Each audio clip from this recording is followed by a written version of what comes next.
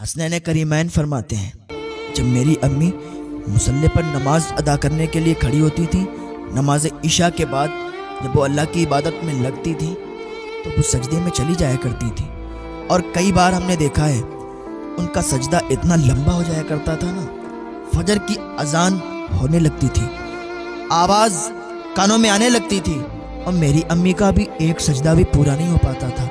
میری امی سجدے سے اٹھا کرتی تھی اور اللہ کی بارگاہ میں ہاتھ اٹھا دیا کرتی تھی اور عرض کرتی تھی، اے مالک، اے میرے مولا، اے اللہ، تو نے راتیں کتنی چھوٹی بنائی ہے کہ تیری فاطمہ کا ایک سجدہ بھی پورا نہیں ہو پاتا ہے۔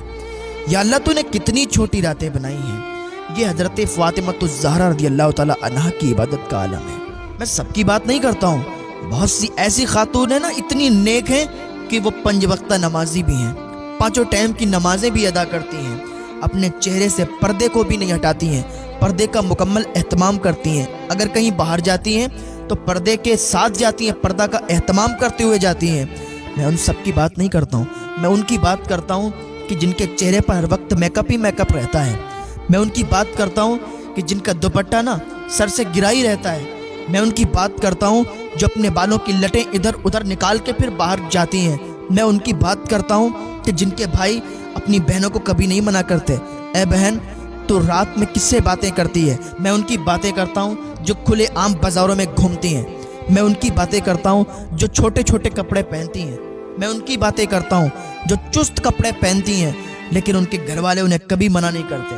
باہر کے لوگ اگر منع بھی کر دیں تو گھر والے لڑنے کے لیے تیار ہو جاتے ہیں، ہماری بیٹی ہے، ہم کیسے بھی کپڑے پہنائیں، تمہیں کیا پتہ چلے گا جب قبر میں پہنچو گے، پتہ چلے گا تمہاری بیٹی تم نے اسے کیوں نہیں منع کیا۔ ایک عورت 4 مردوں کو جہنم میں لے کے جائے گی، وہ کیسے؟ عورت سے جب سوال ہوگا نا تو عورت سب سے پہلے اپنے باپ کے بارے میں کہے گی کہ میرے باپ نے کبھی بھی مجھے نہیں روکا، میں کھلے بال لے کے گھومتی تھی، میں پردے میں نہیں رہتی تھی، لوگوں کے سامنے ایسے ہی جاتی تھی، بازاروں میں گھومتی تھی، فونوں پر بات کرتی تھی، میرے باپ نے کئی بار دیکھا، مجھے منع نہیں کیا۔ اگر ایک بار بھی منع کر دیتا نا، ڈانٹ کے مجھ سے کہہ دیتا، تو میں کبھی ہرگز ایسا نہ کرتی۔ جہنم میں جائے گا باپ۔ پھر اپنے بھائی کے بارے میں کہے گی کہ ہمارے بھائی نے ہمیں کبھی نہیں روکا، تو بھائی بھی جہنم میں جائے گا۔ پھر اپنے شوہر کے بارے میں کہے گی ہمارے شوہر نے ہمیں کبھی بھی نہیں روکا، شوہر بھی جہنم میں جائے گا۔ پھر اپنے بیٹے کے بارے میں کہے گی بیٹا نے بھی کبھی نہیں روکا، اگر بیٹا مجھے منع کر دیتا نا تو اپنے بیٹے کی محبت میں کبھی نہیں کرتی، مجھے حیا آتی، مجھے شرم آتی، تب بیٹا بھی جہنم میں جائے گا۔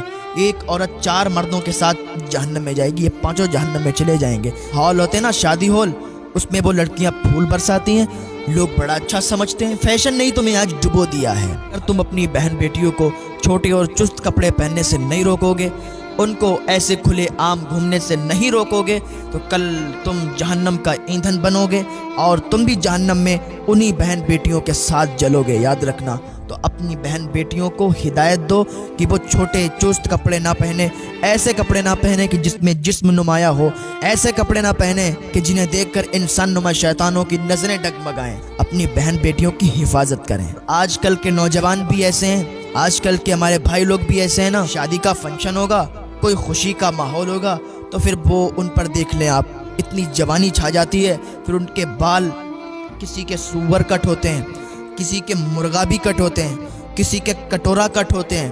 تو یار یہ مرغابی کٹ، یہ سور کٹ، یہ کٹورا کٹ، یہ کیا ہے؟ انسان بیہودہ لگتا ہے، اس میں انسان پھر عزت دار نہیں لگتا ہے۔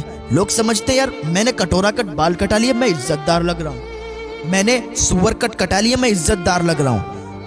اس میں عزت نہیں ہے۔ جو عزت دار لوگ ہوتے ہیں وہ ایسی حرکتیں نہیں کرتے ہیں۔